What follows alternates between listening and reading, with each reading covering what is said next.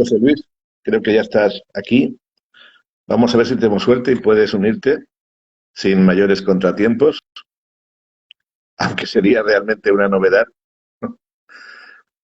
Hola, Buenas tardes. buenas tardes. ¿Qué tal, José Luis?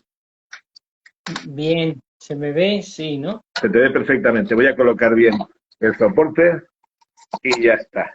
Muy bien. Me encanta que las cosas salgan bien. Bueno, La porque hemos, tecnología. hemos ensayado. Sí, hemos ensayado un poco, La práctica es fundamental para cualquier cosa. sin duda. Oye, bueno, bienvenido al programa número 48 de Parlem del Cosmos.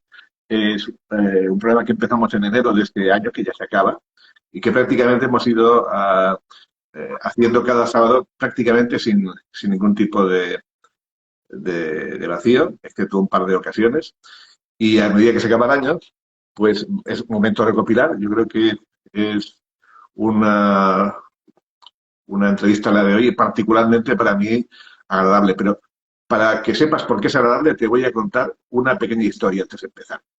Imagínate un hotel de 4 estrellas en León, una noche de octubre, a eso de las 6 de la mañana. Llega un grupo de personas en una furgoneta, con aspecto cansado, bajamos de la furgoneta y nos vamos a la habitación. Venimos de un pueblo al sur de León, a unos 100 kilómetros, donde hemos instalado un telescopio en medio del campo. Lo instalamos a las 2 de madrugada más o menos. Hemos estado hasta las 4, 4:30, intentando captar la sombra de un asteroide al ocultar una estrella. Lo hemos intentado, llevábamos 3 noches de pruebas. Esa era la noche de autos, la noche definitiva. Hemos vuelto al hotel y nos vamos a la cama cansados. Cansados y un poco decepcionados, porque después de 3 noches de esfuerzo y de pruebas, no hemos visto la sombra del asteroide ocultar ninguna estrella. Pero a medida que mientras espero la ascensor para mi habitación, me cruzo con un compañero que me dice que hay un equipo de un tal Ortiz que ha tenido éxito con muchos menos recursos que nosotros. Nosotros veníamos con 60 personas de Estados Unidos, entre profesores, alumnos y demás. Bueno, me voy a la cama, pero me voy con, bueno, un poquito más tranquilo. Alguien ha tenido éxito, pero me pregunto, ¿quién será ese tal Ortiz? Bueno, hoy para mí es un gran honor, un gran placer poder ver finalmente quién es ese tal Ortiz. Vale. Eh, bueno, muchas gracias por darme la oportunidad de hablar con vosotros. Eh, Normalmente tengo una agenda bastante apretada, pero al final conseguimos un hueco para que pudiera estar con vosotros. Eh, y bueno, muchas gracias por la introducción esta que has hecho, que en realidad es verdad que mucha gente del sector amateur ha empezado a conocerme un poco a raíz del evento este de Polimele, de la ocultación por el troyano. A mí no me gusta llamarlo asteroide porque yo tengo asociado a los asteroides como al grupo de cuerpos que están entre Marte y Júpiter, mientras que este es un troyano de Júpiter, está a la altura de Júpiter y genéticamente, digamos, es un poco otra cosa. Entonces, me gusta más llamarlo troyano para que parece que tiene además más importancia, ¿no? Suena más contundente, ¿no? Ahí va, Lucy, la misión. Primera misión troyanos. Esto es lo único que conseguimos después de 4 noches de esfuerzo. Sí, bueno, la verdad es que el tema este de la ocultación de Polimele podría dar casi para una pequeña novela, Pues sí. porque, porque bueno, yo estuve bastante en contacto con Mark Bowie, porque bueno, Mark Bowie y yo hemos colaborado en el pasado en investigaciones varias y diversas. Y yo me ofrecí para ayudarles al máximo posible en su enorme despliegue, porque un despliegue potente y además para el éxito de la misión espacial Lucy y para todo lo que fuera un éxito científico, yo me ofrecí para ayudarles y, el problema es que hubo varios problemas, quizá uno de los iniciales fue la logística de situarse en Oviedo, que quizá no fue la mejor decisión de partida. Y, y luego, bueno, pues fundamentalmente yo tengo una técnica para predecir ocultaciones por objetos transneptunianos que ha dado pues ya más de cerca de un centenar de positivos. Y entonces la tengo una técnica muy depurada para el refinamiento de las ocultaciones cuando se producen, pues normalmente el refinamiento y la determinación precisa la hago en torno a un mes, 2 semanas antes, con una metodología ya muy estudiada y muy desarrollada. Y entonces, claro, mi metodología daba un resultado para por donde pasaba la sombra de Polimele distinta a la de Mark Bowie. Y yo se lo comenté que me daban resultados distintos y claro, pues eh, digamos la prudencia científica te hace pensar que deberíamos intentar observar las dos posibilidades, no centrarnos exclusivamente en la suya. Yo mandé gente de mi equipo de investigación aquí en Granada, a León también, 2 personas jóvenes participaron, ayudaron, pero en último término, como una semana antes del evento, viendo que el equipo de Mark Bowie solo se iba a centrar en esa franja de sombra, pues decidí organizar un despliegue con muchos menos medios, obviamente, eh, pero bueno, teníamos nuestra experiencia y conocemos el terreno, etcétera, y bueno, pues hicimos un despliegue por la zona de Soria, además pendientes de la meteorología para buscar la zona mejor. La decidimos 3 días antes, no, perdona, 4 días antes de la ocultación decidimos dónde centrar la base logística y bueno, al final fuimos unas veintitantas personas, bueno, y con nuestros medios bastante más reducidos, pero bueno, afortunadamente pues tuvimos éxito y lo detectamos con 3 cuerdas en el cuerpo, es decir, pillamos 3 franjas de sombra y bueno, pues fue un esfuerzo muy grande, sobre todo la última semana, pero dio resultado positivo y afortunadamente pues ha sido un logro, creo, bastante sobresaliente, sí. Bueno, antes de volver a Polimele, que ya volveremos, y pasaremos por otros asteroides, otros troyanos, etcétera, quizás sería mejor empezar por el principio. Vamos a empezar, si te parece, José Luis, por año 67, que es el año en el que tú naces. No en el 40, como pone Wikipedia, que hay que cambiarlo, sino el 67. ¿Naces en Granada, quizá, por la zona de donde ahora vives? ¿Dónde naces? Nací en Granada y además en un barrio muy granadino. Nací en el Albaicín, que Wow. no sé si habéis estado Sí, sí, alguno, es un barrio, un barrio árabe, digamos, quizá, no sé si es el más antiguo, pero en fin, de casitas blancas, pequeñas. Y, pero claro, en la época en la que yo nací, el barrio estaba muy degradado, ahora ya está muy recuperado. Ha habido mucha remodelación y mucha restauración, pero en aquel tiempo era un barrio mm, de clase bastante baja y entonces no se vivía bien, entonces nos mudamos. Y yo era muy pequeñito, con 5 años ya me mudé de allí y fuimos a una zona más proletaria, ya más cerca del barrio de la Plaza de Toros de Granada. Esta era una zona nueva en expansión y allí fue donde yo me crié. ¿Tienes hermanos? Sí, somos 5 hermanos.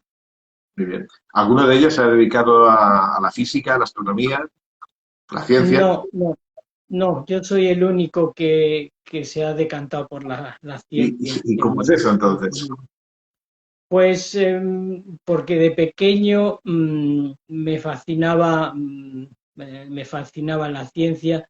También he de decir que si yo viviera en este tiempo seguramente me habría dedicado a jugar con los móviles o con las videoconsolas, pero en aquella época, como no había muchas cosas que hacer por los veranos, por la tarde no podía hacer nada, me aburría soberanamente y entonces cogía los pocos libros que había en casa. Y entonces con 7 u 8 años descubrí un libro que hablaba de la materia y de los átomos. Wow. Y bueno, ello me fascinó, que hubiera 103 elementos de los cuales se formaba toda la materia, todos los compuestos, y y que eran supuestamente indivisibles, pero luego no era indivisible. Bueno, aquello me fascinó de tanto de pequeño que dije: esto es lo mío". Y desde entonces, pues con 9 años ya tenía claro que quería ser físico, y además quería ser físico nuclear. Luego ya al final me decanté por física teórica y ya últimamente pues mi carrera se decantó más por la astrofísica, pero yo hice mi carrera de física teórica. Se te dan bien, por lo tanto, las matemáticas. Sí, sí, las matemáticas me encantaban, me encantaban. La matemática y la física eran mi pasión. Desde luego, lo de calcular cuerdas se te da bien. Por ahora sí. Bueno, tú haces la carrera en Granada, entiendo. Sí, sí, porque Granada afortunadamente tiene una universidad bastante antigua y bastante consolidada. Ahora hay universidades prácticamente en todas las provincias de España, pero en mi época eran pocas. Y la de Granada es una de las pocas consolidadas, y tuve la suerte de que existía la carrera de física, que era la que a mí me gustaba, entonces me pude quedar en mi tierra, lo cual fue una suerte, obviamente.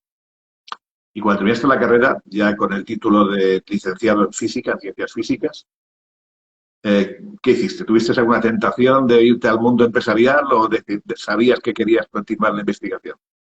No, porque, bueno, afortunadamente yo tenía un expediente académico alto, y entonces sabía que podía dedicarme a la investigación. Entonces, desde el primer momento tenía claro que iba a hacer investigación, y justo pues al acabar la carrera me dieron una beca de verano en el Instituto de Astrofísica de Canarias, que fueron 3 meses, y a continuación enganché con otra beca.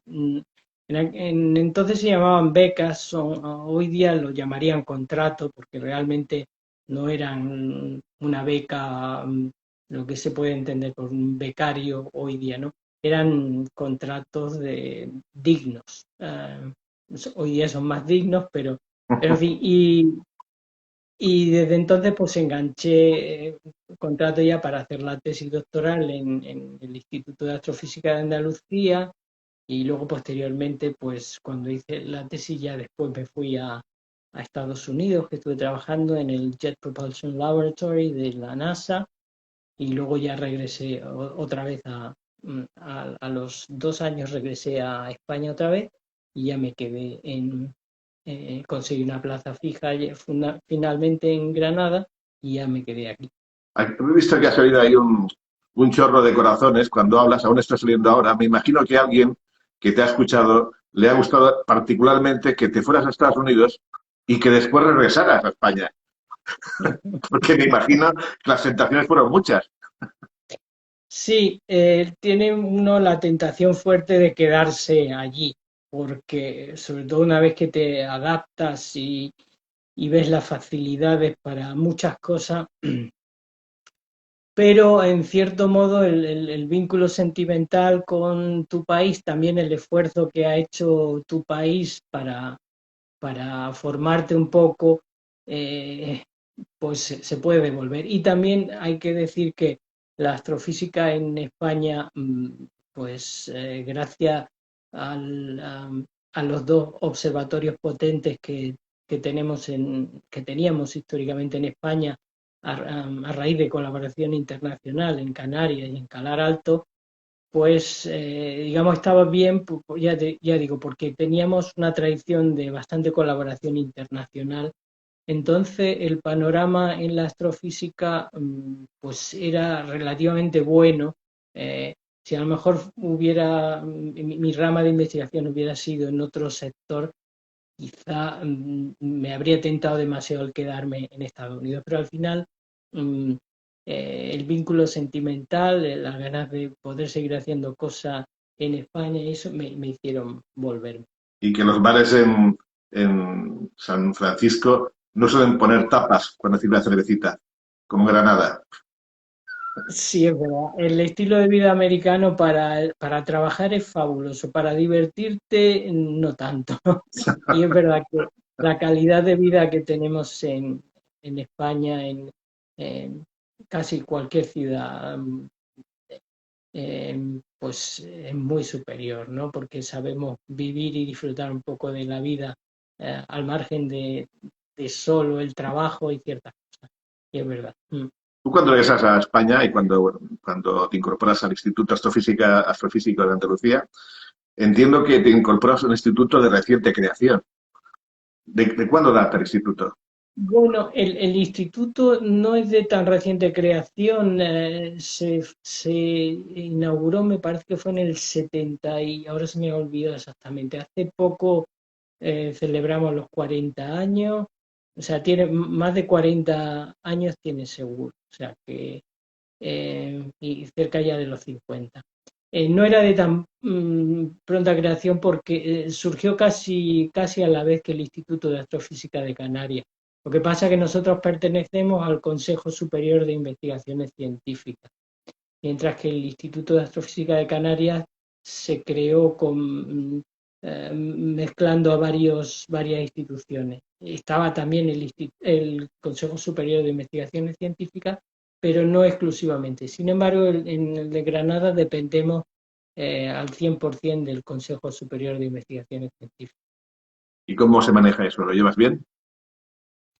Pues lo llevo bien, pero a veces digamos que la burocracia que nos pone el Consejo Superior de Investigaciones Científicas, el papeleo, la normativa y el monstruo burocrático nos devora y nos dificulta enormemente las cosas. Y hay que estar haciendo ingeniería creativa continuamente para encontrar las fórmulas para poder hacer las cosas. Por ejemplo, la expedición de Polymel para organizarla fue una locura. Al final, pues gracias tuvimos que buscar un alojamiento rural. Vosotros estabais en un hotel de 4 estrellas, nosotros en un alojamiento rural para 20 personas. En fin, en situación bastante precaria, pero bueno, a veces no es a veces tanto por falta de recursos económicos, sino por las trabas y las dificultades que nos ponen para ejecutar el gasto, ¿no? Como si fuéramos unos chorizos que van a aprovecharse del dinero público cuando la mayoría de los científicos somos los más responsables porque buscamos la optimización al máximo de los recursos económicos que tenemos y es prácticamente imposible que hagamos, dilapidemos dinero mm, y mucho menos que vaya a nuestros propios bolsillos, ¿no? Entonces, estas normas que deberían estar de aplicación para los políticos y algunos otros corruptos nos las aplican a nosotros y en fin. Pero bueno, eh, más o menos podemos hacer algunas cosas. Muy bien. Tú llegas a España, te instalas en el Instituto Astrofísico de Andalucía, empiezas a investigar, empiezas a encontrar campos de investigación. ¿Con qué laboratorio empiezas tu andadura científica de investigación? A ver, no sé si capto mucho por hacia dónde va. Bueno, inicialmente mi investigación yo la hice sobre planetas gigantes gaseosos. Mi especialidad era más bien las ciencias planetarias de los planetas gigantes gaseosos, en especial el transporte radiativo y las estructuras de nubosas en los planetas gigantes y estructuras atmosféricas y tal y cual. Y entonces lo que pasa es que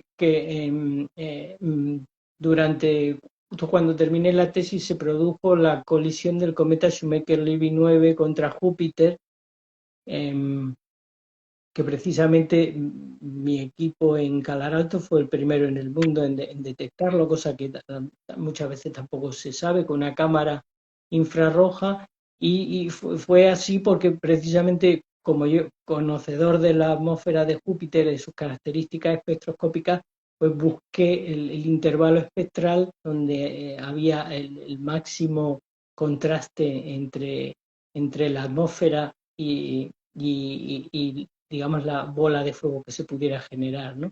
Usando las bandas de absorción del metano que hacen que Júpiter sea muy oscuro si observan en esa longitud de onda, en concreto en 2,3 micras.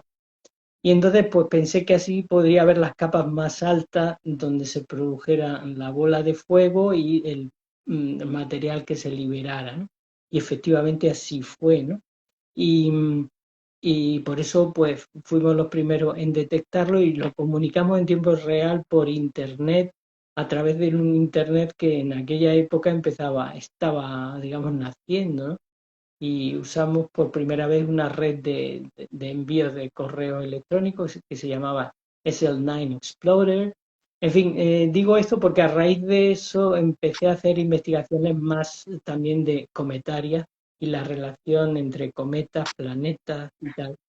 Y, y ya a mi vuelta a España, después del periodo postdoctoral en Estados Unidos, en el que trabajé en la misión espacial Galileo, pues decidí intentar indagar más la conexión cometaria y planetaria y un poco también como en el Instituto de Astrofísica de Andalucía estábamos implicados en la misión espacial Rosetta, que, que visitó recientemente el cometa Churyumov-Gerasimenko 67P hacerlo más corto. Pues en aquella época ya estamos implicados porque planear y ejecutar una misión espacial ya sabéis que lleva muchísimos años. Entonces, pues un poco porque también en el Instituto de Astrofísica de Andalucía estábamos implicados en la misión eh, Rosetta, pues me encaminé cada vez más hacia los cometas y posteriormente a los progenitores de los cometas de este tipo, que son los objetos transneptunianos, que es en lo que ahora más centrado estoy, ¿no? O sea, has mantenido en cierta forma, tu afición por la física atómica, has aprovechado tus conocimientos para traspasarlos a un campo que creo que es bastante dado a ese tipo de investigaciones, que es eh, los, los asteroides y cuerpos menores del sistema solar, que es un campo muy amplio. ¿Por qué no te fuiste más allá? ¿Por qué no te fuiste, por ejemplo, a estructuras galácticas o supragalácticas o cuásares? ¿Por qué te quedaste en el sistema solar? Pues me quedé en el sistema solar un poco, pues, porque veía que hay más posibilidad de hacer investigaciones más profundas, porque mientras que en galaxias y en estrellas solo podemos analizar la luz que nos llega, mientras que el sistema solar, afortunadamente, se pueden mandar sondas, naves, puede ver los objetos desde diferentes perspectivas angulares, eh, se producen fenómenos desde pues, eclipses, ocultaciones, y la riqueza y la posibilidad de estudiar es más profunda que para galaxias y cuerpos más lejanos donde estamos mucho más limitados y somos casi solo pasivos, ¿no? Solo podemos esperar a ver lo que nos llega y no podemos hacer gran cosa más. Mientras que en el sistema solar, pues sí. Y entonces eso me hizo decantarme un poquito más, pero me encantaba a todo. Podría haber hecho y de hecho, Eduardo Bataner, que era mi profesor de astrofísica en la Universidad de Granada, me planteó también hacer la tesis sobre galaxias, sobre alabeos galácticos y estructuras muy curiosas en las galaxias. y estuve a punto de decantarme, pero a veces pues el azar hace que te vayas más para un lado o para otro, y en ese caso pues me pudo un poco más el tema del sistema solar y, bueno, a veces eso, el azar da lugar a estas cosas. O sea, estamos en el sistema solar, estamos evolucionando en la carrera, te has convertido prácticamente en un científico planetario, en un geólogo del sistema solar, pero ojo, adviertes que lo tuyo no es la geología. Efectivamente, en las investigaciones en sistema solar, pues como hoy día estamos diciendo que se pueden mandar muchas sondas, pues hay gran parte de actividad o de estudio de los planetas que es muy desde el punto de vista geológico, ¿no? Es decir, analizar cómo se mueven estas formaciones o cómo se ha dado lugar a estas formaciones de montañas, cañones, eh, y sin embargo eso se sale de mi especialidad y de mis características. Por tanto, yo siempre, mis investigaciones en sistema solar han sido con un enfoque mucho más físico o astrofísico eh, que geológico, porque yo realmente mi bagaje no es geológico. Entonces, pues estudiar fallas, estudiar, mm, no sé, características geológicas de los planetas o de las lunas o de los cuerpos, no entra dentro de mi conocimiento donde yo me siento capaz, ¿no? Y por eso nunca he hecho ese tipo de estudios. Sin embargo, tu éxito en una disciplina tan exigente como la detección de ocultaciones asteroides, en la que tienes ya una experiencia bastante larga, te convierte en una especie de aventurero, porque muchas veces es inevitable vivir aventuras cuando se trata de seguir ocultaciones de asteroides. Y eso tiene seguramente un montón de anécdotas y de aventuras. Es decir, tenemos prácticamente un físico teórico metido a Indiana Jones, metido a tener que pisar el terreno y organizar expediciones a veces a sitios inhóspitos para intentar ponerte en el camino de un eclipse que a veces dura unos pocos segundos. ¿Ha valido la pena todo esto? Sí, bueno, a veces el hecho de hacer una predicción, primero una predicción, luego una análisis que ya te determina la zona donde se produce, eh, realizar las predicciones de tiempo a telescopios grandes y tal, y finalmente tener éxito, la verdad es que muchas veces como pues te da un subidón, ¿no? Porque es toda una serie de un proceso, ¿no? En la que tienes que hacer una predicción y al final ver si se cumple o no. Entonces, hasta cierto punto es divertido cuando tiene éxito. A veces también fracasamos, ¿no?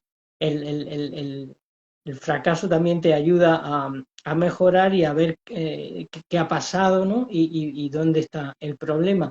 Afortunadamente, los fracasos que vamos teniendo son pocos, pero sobre todo cuando mueves muchos recursos. Recuerdo la primera ocultación o sea, la ocultación que detectamos del planeta enano Makemake, pues movilizamos unos recursos brutales, muchísimos telescopios del European Southern Observatory, mucha gente implicada. Bueno, en general, en casi todas las últimas ocultaciones que estamos observando, se implica mucha gente y muchos recursos. Entonces, también a veces está el miedo de a ver si lo he hecho mal y estoy metiendo un montón de gente en esto, un montón de recursos económicos, de telescópicos, etcétera, y a ver si esto falla y he metido la pata. Y entonces a veces esa tensión es fuerte, ¿no? Y hay que mantenerse un poco frío y decir, bueno, imagino que es parecido al futbolista que tiene que marcar un penalti y tiene ahí la tensión de que tiene que disparar bien. Pero bueno, cuando la mayoría de las veces hay éxito, pues el subidón y la alegría son grandes y más cuando al final los resultados científicos son muy interesantes. Porque dime una cosa, José Luis, ¿los cálculos los haces tú o se lo das a algún doctorando aventajado? Bueno, hay un poco de todo. Somos en mi equipo somos bastante personas y entonces en la mayoría de las cosas las hago yo casi de principio a fin, pero a veces ciertos pedacitos sí que se los paso a algunos miembros del equipo y los superviso. Entonces, yo soy siempre el responsable, entonces como el director de orquesta tengo asegurarme de que todo suena bien, pero a veces, digamos, un solo de piano lo tiene que hacer alguna persona que no soy yo, ¿no? Eh, pero sí es verdad que en general me curro casi todo del principio al fin, pero ya te digo, sí es cierto que, bueno, pues algunos ingenieros y doctorandos del equipo pues hacen cosas que les pido y las suelen hacer bastante bien. Muy bien. A medida que vamos hablando, José Luis, voy leyendo preguntas que salen en el chat para formulártelas un poquito más tarde. Intentar recordarlas todas. Si veis que no me acuerdo, por favor, volverlas a plantear. Han preguntado, por ejemplo, antes sobre la luna Europa de Júpiter y las posibilidades de que contenga algo interesante para vosotros. También me están preguntando el tipo de telescopio que habéis utilizado, que utilizáis habitualmente para ocultaciones. Empezamos, si quieres, por esta pregunta, que es más sencilla. Sí, bueno, para las ocultaciones por troyano, parece que me oigo con retorno. eh, a ver, ahora me oigo mejor. Para las ocultaciones del troyano se usan muchos telescopios de diferente tipo. Por ejemplo, para la fase de predicción refinada de la ocultación, yo uso telescopios de gran diámetro em, y bueno, tienen que tener unas características especiales para que al final pueda hacer determinaciones de las posiciones con gran precisión utilizando bueno, no voy a entrar en muchos detalles, pero sí que usamos telescopios de entre un metro y medio, dos, hasta 3 metros en esa fase, Un que poco más son allá de lo que telescopios. puede un aficionado habitualmente utilizar. Claro, sí, esto está fuera del alcance del aficionado en general. Pero ya para la observación de la ocultación en sí, en el caso del troyano Polymele, la estrella que se ocultaba era magnitud 15. Y se pueden usar telescopios de 35 centímetros. De hecho, nosotros usamos telescopios de 35 centímetros Schmidt Cassegrain, aunque también es verdad que usamos un telescopio de 60 centímetros de precisamente dos aficionados de aquí de Granada que tienen un telescopio Dobson de 60 centímetros que mueven fácilmente de un sitio a otro, fácilmente entre comillas. Tienen una furgoneta equipada con un sistema específico para sacar y meter el telescopio y tal. Eh, pero sí, con telescopios de 35 centímetros, a veces incluso más pequeños de esos, se pueden obtener resultados muy, muy satisfactorios. Eh, no obstante, la mayoría de las ocultaciones que nosotros observamos son de estrellas de magnitud 17, 18, y para eso ya la apertura mínima viene a ser en torno a 60 centímetros, pero como digo, sigue habiendo muchas en las que con telescopios de 30 a 35 centímetros se pueden hacer contribuciones muy importantes. Y de hecho, pues tengo una cierta intención desde hace años de crear una especie de red específica para observaciones de ocultaciones por objetos transneptunianos, intentando sacar provecho de los muchos telescopios que hay a escala de aficionados o incluso de asociaciones y de agrupaciones que poseen a lo mejor un observatorio con este tipo de recursos, ¿no?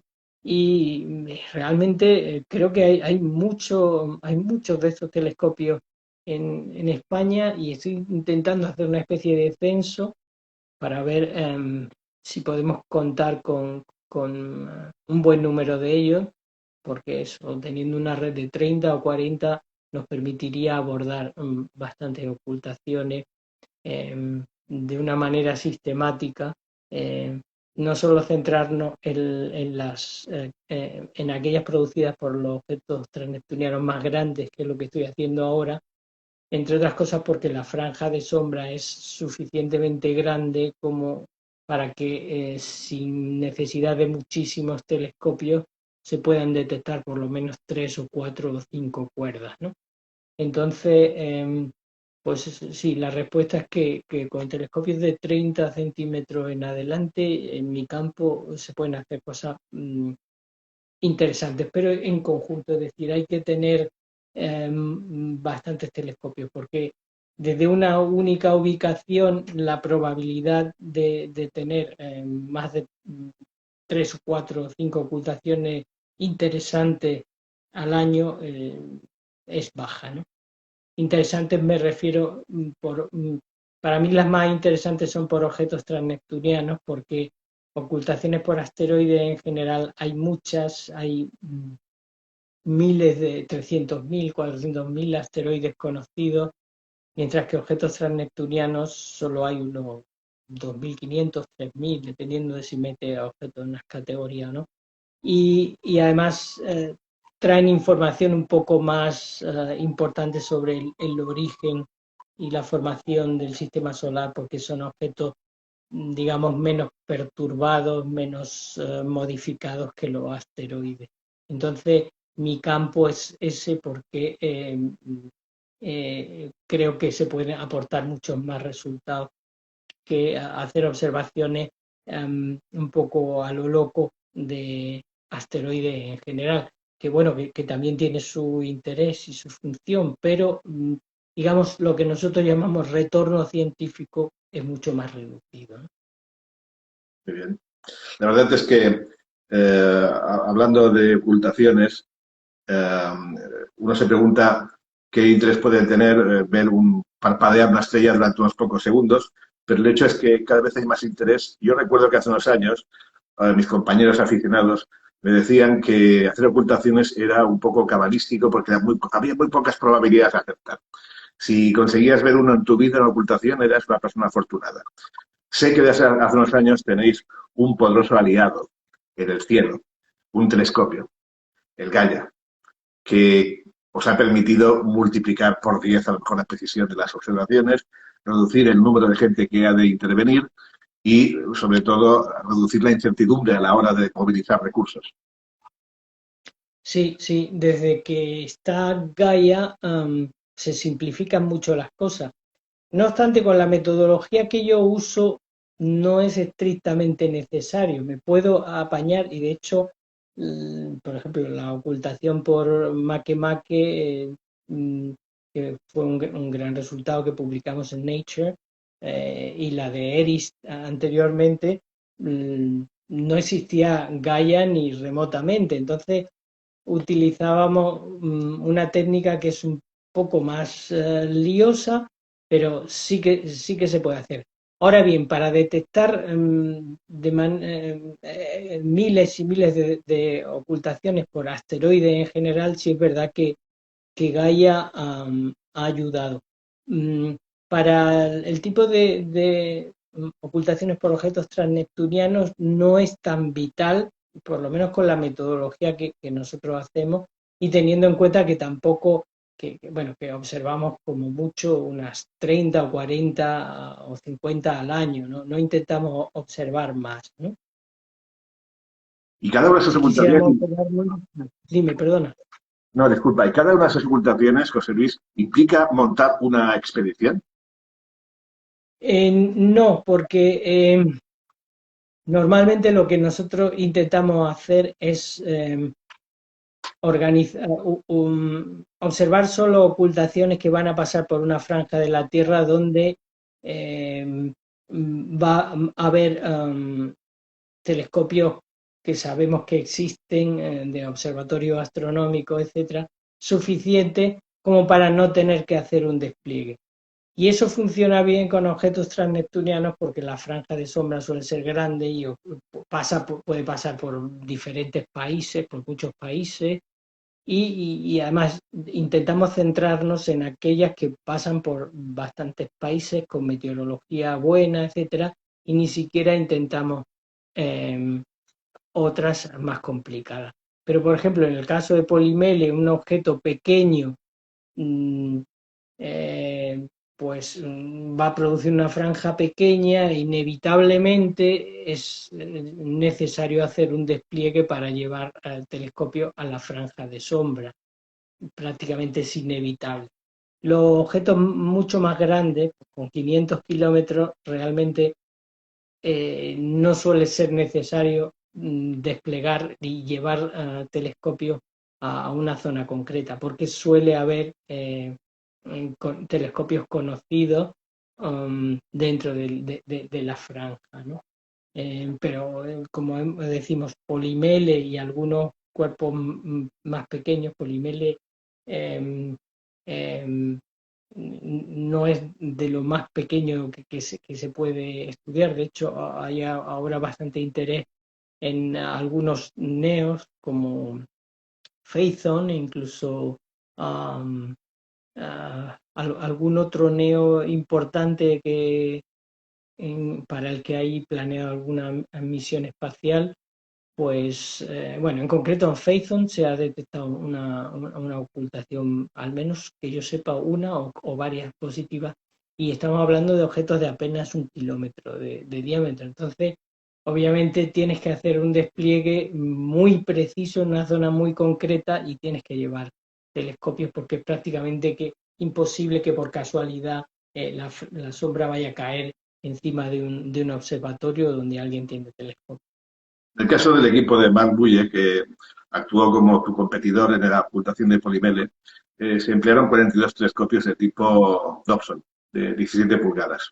Son telescopios toscos, pero son resistentes, se pueden llevar de un sitio a otro, requieren siempre que los instalas tener que hacer la colimación, pero son telescopios que aguantan bastante trajín. Y en la ocultación de Polimele no fue más que una de las docenas de expediciones que hacen esta gente. Este mismo año, después de la que hicimos aquí en España, ellos tenían otra en Las Vegas, otra más tarde, no sé si en Australia, en África, etcétera, etcétera, etcétera. Un despliegue bastante impresionante de medios para obtener resultados, en comparación muy probablemente con los medios que tú puedas disponer. Es decir, Sí, sí, pero Mark, por ejemplo, me pidió que por favor compartiera los resultados con él lo antes posible y así lo hice, porque su metodología estaba fallando y entonces tenía que ver por qué estaba fallando. Entonces yo le compartí mis resultados con él y ya está dándose cuenta de en dónde falla un poco su metodología y sobre todo porque al poco tiempo tenía una ocultación para la que estaba haciendo un despliegue, que no recuerdo si era de Euribates en español. Y claro, necesitaba saber en qué estaba fallando, qué le estaba pasando. Eh, y entonces, pues eso, yo compartí los datos y los resultados con él para buscando los mejores resultados científicos hay que decir posibles. que Marc Bouyer es un personaje en sí mismo. Es también un astrónomo muy famoso que además ha conseguido grandes logros en ocultaciones. Es Mm. decir, la petición que te ha hecho la formula una persona que tiene un gran ego. Es decir, le habrá costado mucho, le habrá costado mucho rebajarse a pedirte consejo. Por lo tanto, puede estar yo creo que muy orgulloso de que, Mm. de que haya decidido Sí, reconocer, admitir que tenía un mm, fallo en su metodología. claro, pero bueno, todos los científicos debemos saber que nuestras metodologías pueden ser muy buenas, pero nunca son perfectas. Siempre tienen algún hueco eh, susceptible de mejora o algún talón de Aquiles, ¿no? Y bueno, la metodología que utiliza Mark es brutal. Tiene un trabajo enorme y yo me quito el sombrero muchas veces, pero es muy sensible a sesgos observacionales muy difíciles de analizar, ¿no? Y mientras que la mía no es tan sensible a ese tipo de problemas. Y bueno, yo creo que ya él ha visto un poco que efectivamente esos sesgos observacionales los tiene que tratar bien, aunque a veces es prácticamente imposible saber si hay sesgo o no en su metodología. Pero yo creo que sí que le ha ayudado a mejorar sus procedimientos. Muy bien. Él sigue trabajando para Lucy, aunque aún quedan unos años para llegar a Júpiter. Tú también me imagino que sigues colaborando con Lucy. Sí, yo colaboro, pero no de manera oficial, porque no soy miembro de los ninguno de los equipos.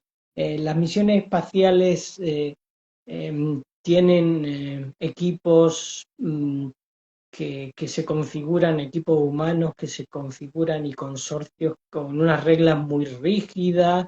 Hay muchísimos problemas de propiedad de datos, quién puede usar estos datos, cómo los puede usar. Yo eso desde antiguo, desde que estuve en JPL trabajando para la misión en Galileo, pues me resultaba muy chocante y muy cargante y, y por esa razón tampoco no me he implicado mucho en misiones espaciales como miembro de equipos de investigación porque no me gusta tanta rigidez y todo eso. Entonces, yo ahora mismo estoy ayudando, pero sin formar parte oficial de ninguno de los equipos. Eh, por supuesto, si hay una publicación, obviamente seré uno de los coautores en concreto en cuanto a Polimele, aunque quizá hagamos una publicación científica específica del evento del 1 de octubre, pero como digo, no formo parte de ningún equipo de los muchos que tiene Lucy, porque cada instrumento es un consorcio y cada uno pues tiene un grupo de investigador principal, co-investigador principal, investigador oficial y vamos, es un lío. En el Instituto de Astrofísica de Andalucía, en las misiones espaciales que hemos participado, y yo he estado en algún consorcio de investigador, en algunos consorcios en los que había investigador principal o co-investigador principal del Instituto de Astrofísica de Andalucía, algún compañero mío, pero me resultaba tan agotador algunas de estas cosas que al final no participo a veces por eso, ¿no? También, mm, bueno, me resulta a veces demasiado limitante y prefiero ir por libre, ¿no? ¿En qué estás trabajando ahora, José Luis? ¿Perdona? ¿En qué estás trabajando? Pues mira, ahora mismo, hoy resulta que mañana va a haber una ocultación por un objeto transneptuniano que se llama 2002 VE 95 que podía venirse a la península ibérica y estoy con la metodología esta que te comento refinando el cálculo, pero como he dicho antes, normalmente uso telescopios de 2 metros, metro y medio, 2 metros y medio de apertura para hacer los últimos refinamientos y con la mala meteorología que hemos tenido y también porque muchas veces uso telescopios en La Palma, como el telescopio robótico Liverpool de La Palma, que no funcionan por el volcán, por la ceniza, llevan semanas sin funcionar. Y entonces pues no tengo datos fiables y estoy todavía intentando hacer cálculos de último minuto y precisamente pues estoy intercambiándome ahora mismo correos electrónicos con el operador de telescopio que tenemos en el Observatorio de Sierra Nevada para hacer un hueco y meter unas cuantas observaciones y a ver si in extremis esta noche consigo hacer una predicción de último minuto y si se viene para la península, pues mi intención era alertar a toda prisa a un montón de observadores que pudierais observar. Pero por ahora la franja de sombra está un poco más hacia las Islas Canarias. Entonces, parece que finalmente no voy a recurrir a hacer un aviso en la península, pero no lo sé, ya te digo, esta noche se tomarán los datos y de bulle corriendo los analizaré por la mañana. Y en esas cosas he estado, por ejemplo, ahora mismo, por decirte algo. Pero bueno, en general, aparte de eso, pues estoy haciendo el análisis de los resultados de la ocultación de Polymele, una que, bueno, realmente fueron dos del satélite Hiaka de Haumea. Haumea, el planeta enano, Haumea tiene un satélite bastante grande que se llama Hiaka y después de un esfuerzo de años, pues el 6 de abril y el 16 de abril conseguimos detectar la ocultación, en una fue de una sola cuerda y la otra de multicuerda de Hiaka. Es la primera vez que se consigue detectar la ocultación de un satélite de un objeto transneptuniano y, y ahora pues estoy con el análisis porque es bastante complejo. No solo hay que determinar de la forma instantánea, con la forma instantánea en el momento de la ocultación, no puedo sacar la forma final porque el objeto no es esférico y gira. Entonces tenía que determinar la fase, digamos, en qué momento, en qué posición rotacional se encontraba Hiaka en el momento de la ocultación. Y hacerlo eso desde Tierra es muy complicado porque con el telescopio espacial, el Hubble, el HST, se puede observar el satélite Hiaka separadamente de Haumea, pero desde Tierra están tan cerca angularmente que solo con óptica adaptativa y se puede resolver y separar. Entonces, determinar la curva de luz y la fase rotacional de Hiaka me ha llevado varios meses y he tenido que utilizar una técnica de obtener la curva de luz de Haumea en sí, digamos, sustraer la forma de la curva de luz y en esos residuos buscar la oscilación de Hiaka, que finalmente la he conseguido obtener y ya he determinado la fase rotacional en la que se encontraba Hiaka y entonces pues ya estoy integrando todo para sacar la forma exacta y el tamaño y de ahí la densidad que es muy importante porque es muy importante saber cuál es la densidad de Hiaka y su albedo geométrico en comparación con la de Haumea eh, para ver, digamos, si puede ser un objeto, digamos, desprendido de la corteza o no. En fin, en eso, por ejemplo, estoy dedicando un cierto esfuerzo más grande, pero otras muchas cosas también. Ya lo veo que estás muy ocupado. No te quiero robar mucho más tiempo, pero antes no quiero acabar la entrevista. Has pasado por la Jaumea. Precisamente yo quería ir a Jaumea. Si tuviéramos la oportunidad de hacer un álbum como los cantantes de grandes éxitos, Jaumea sería uno de tus grandes éxitos, precisamente, ¿no? Sería un álbum de grandes éxitos. Pero además es un gran éxito que también tiene su historia, su transhistoria, sus anécdotas. Jaumea es un gran logro. Yo creo que vamos, el Instituto de Astrofísica de Andalucía es un gran logro tuyo y es una demostración de nuevo de que tus métodos funcionan, parece ser. Cuéntanos un poco más cómo fue esa observación, porque sé que se hizo al mismo tiempo que otro observador en Estados Unidos y que de hecho aún compartís la autoría del descubrimiento. Sí, bueno, aquí vuelve a ocurrir un poco el tema de David contra Goliat, ¿no? Yo tengo pocos recursos y entonces intento sacarle partido. En aquella época, pues con telescopios de pequeña apertura de 35 centímetros Smith Cassegrain, intentaba, digamos, utilizando 4 de ellos, tener el mismo campo de visión o un campo de visión grande y a la par un diámetro suficientemente grande conjunto como para poder detectar objetos transneptunianos um, um, eh, sin tener que utilizar una cámara Schmidt, un telescopio Schmidt de mucho más diámetro, mucho más costoso, etcétera.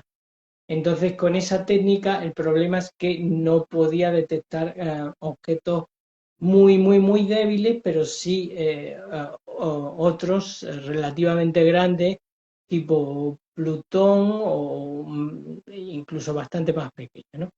Entonces yo andaba con ese rastreo desde Sierra Nevada, usando pues eso, unas técnicas, o sea, una metodología pues afín a las capacidades económicas, ya que no podía permitirme un telescopio Schmidt, aunque en Calar Alto, en el observatorio de Calar Alto, aquí en Andalucía, en Almería, existía un telescopio Schmidt de 80 centímetros que yo quería usar, pero el telescopio está abandonado, entre comillas, porque funcionaba con placas fotográficas y hace mucho tiempo dejaron de utilizarse.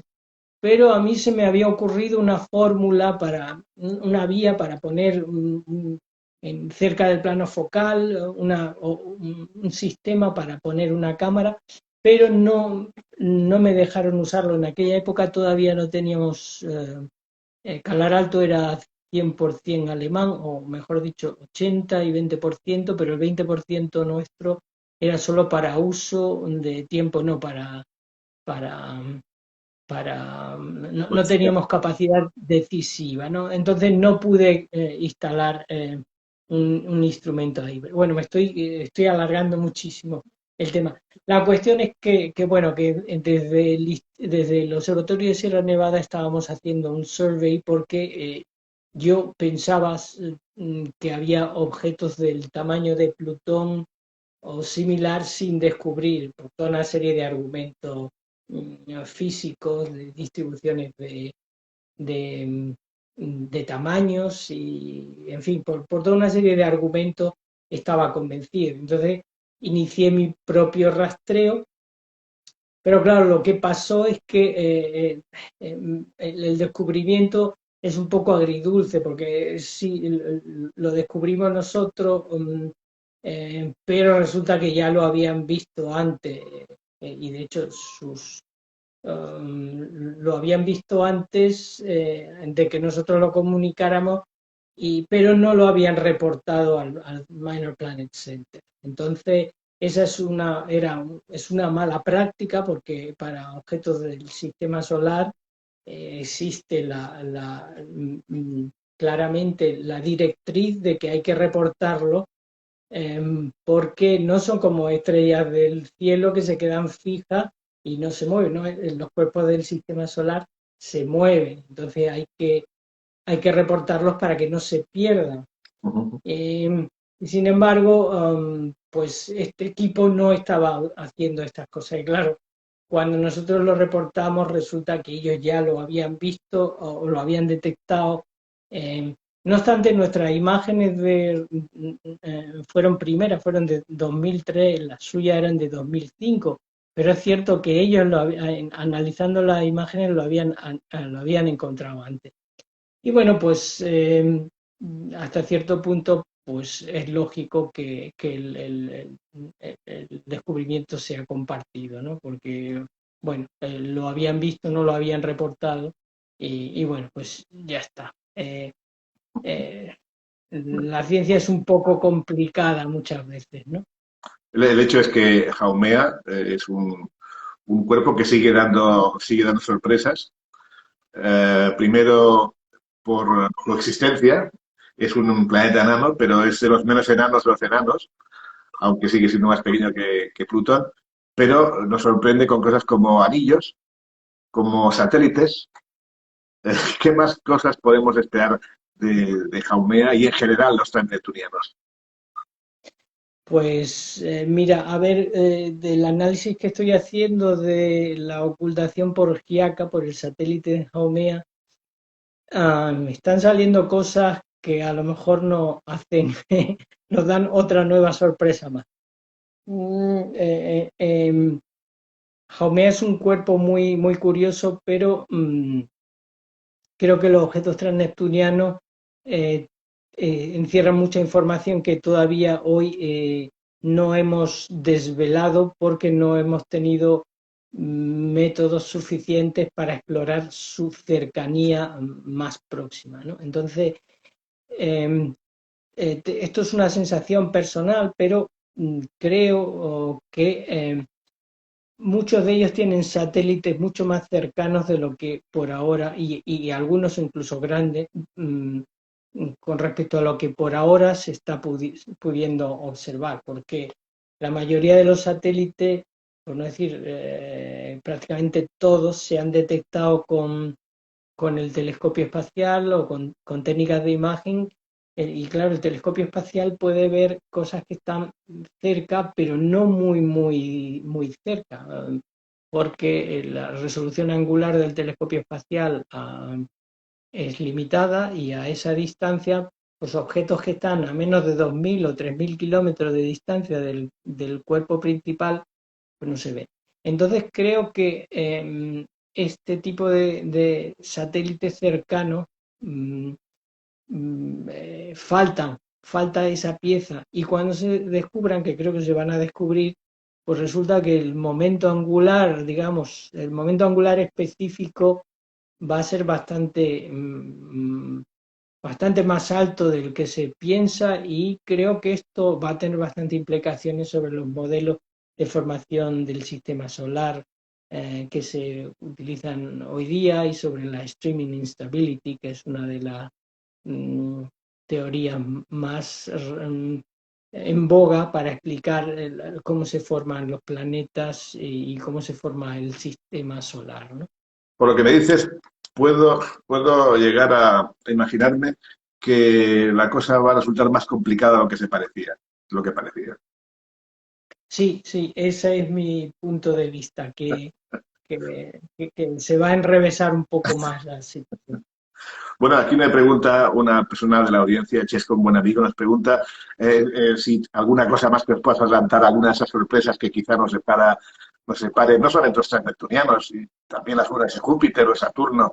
¿Hay alguna cosa que ahora mismo, aunque no esté en tu campo de estudio, aunque no sea, digamos, un proyecto tuyo personal, hay alguna cosa en la que confíes que los próximos años podamos tener noticias importantes? Eh, Bueno, también trabajo en algo de ciencia exoplanetaria, porque claro, nuestro conocimiento del sistema solar profundo nos permite anticiparnos a cosas que puedan ocurrir en otros exosistemas solares, ¿no?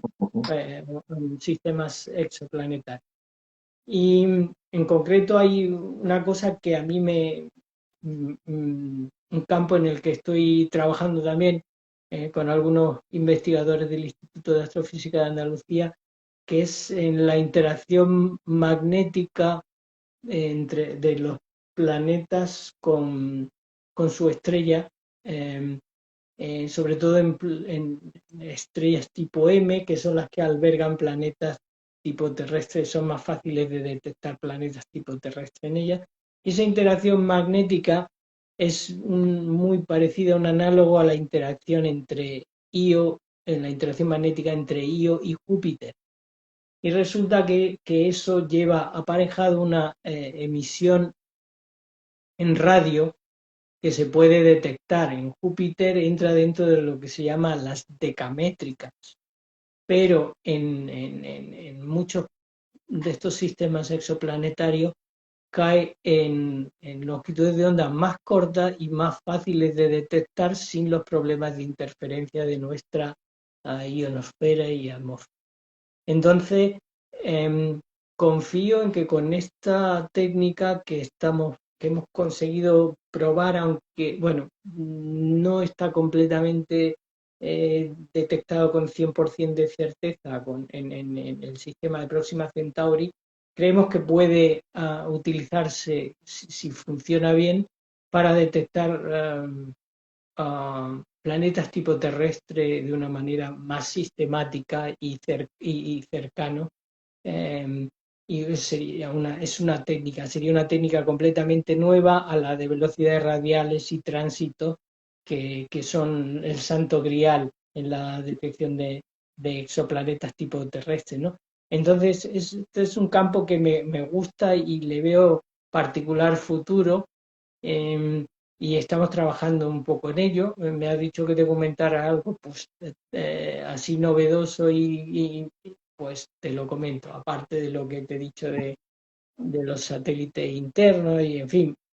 También hay muchas más cosas, pero dos cosas que me han venido a la cabeza, pues te las digo. Muchas de ellas giran en torno a ocultaciones, ¿eh? Tanto cuando hablamos de exoplanetas como cuando hablamos de transneptunianos o en general de asteroides.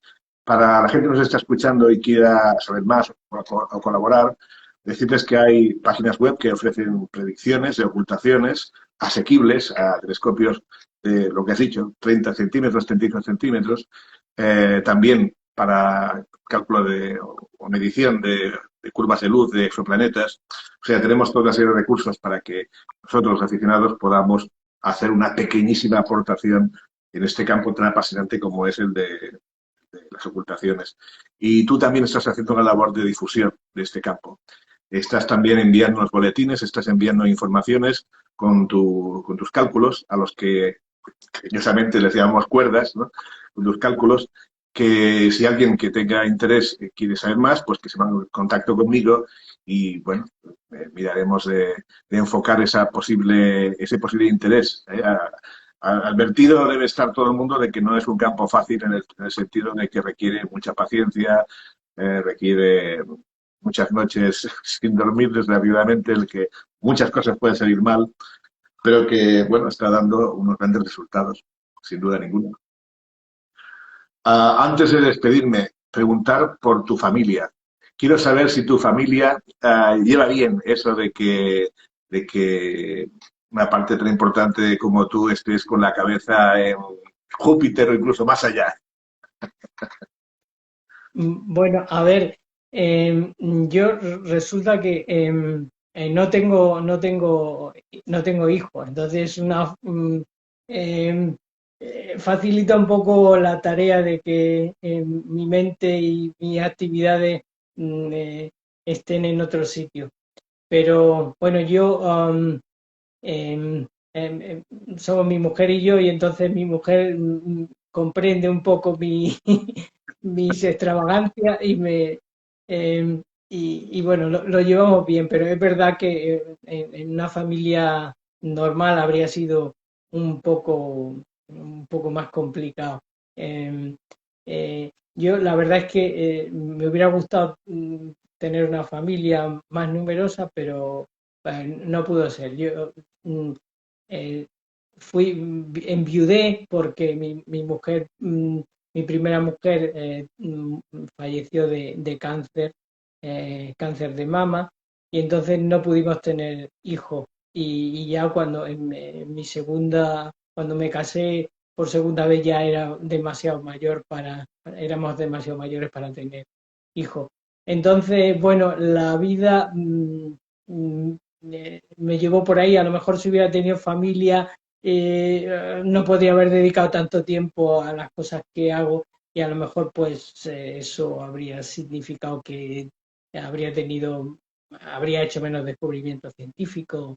Bueno, nunca se sabe, pero es verdad que a veces esto exige un poco vida monacal o vida muy tan centrada en cosas, que si tienes una familia, niños exigiendo tiempo, que tienes que dárselo naturalmente, pues es difícil, ¿no?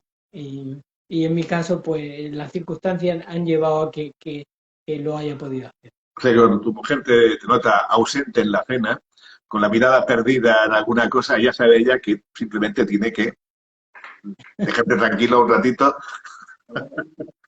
Sí, pero de todas maneras me trae mucho a la realidad, ¿eh? Me hace poner los pies en tierra y decir que el día a día que hay que vivir y que hay que hacer cosas y no puede estar uno siempre en la luna, ¿no? Benditas, benditas parejas, ¿eh? Mujeres o hombres, benditas parejas. Muchas veces tengo curiosidad por saber cómo es la pareja, porque muchas veces es la que explica el éxito de la persona que la entrevisto. Muchas veces la que lo hace posible, pues como en el caso tuyo, pues aportando ese granito de realidad, ¿no? Que a Sí, veces es necesario para combinar ambas cosas. El mundo en el que vives, en tu cabeza, que es un mundo repleto de cientos de miles de objetos que orbitan en complejos sistemas armónicos gravitatorios, con la realidad del día a día, ¿no? Que desgraciadamente es mucho más prosaica, mucho más aburrida. José Luis, la última pregunta. ¿Tienes telescopio?